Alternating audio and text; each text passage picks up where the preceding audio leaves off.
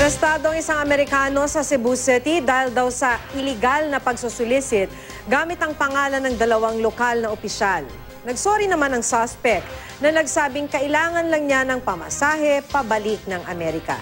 Nagbabalik si Chona Carrion.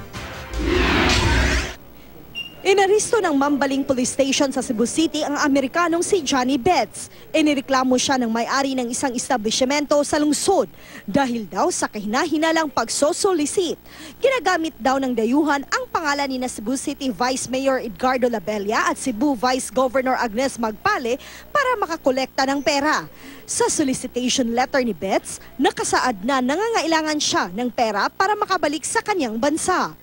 Makikita ring may tatak ang liham ng opisina ni na Vice Mayor Labella at Vice Governor Magpale.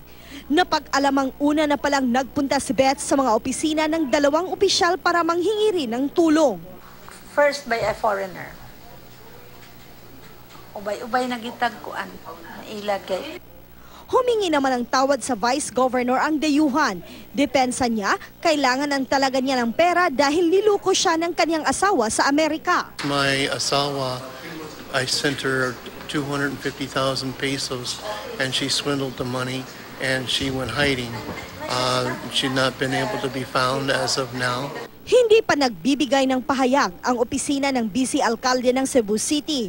May nakarating namang impormasyon sa pulisya na minsang nakita ang suspect na may mga kasamang bata. Inaalam ngayon kung anong ginawa niya sa menor de edad. Pero ayon kay Betts, wala siyang ginagawang masama. Nakakulong na siya ngayon habang pinag-aaralan ang reklamong isasampa laban sa kanya. Chona Carrion, Nagbabalita, Pilipinas.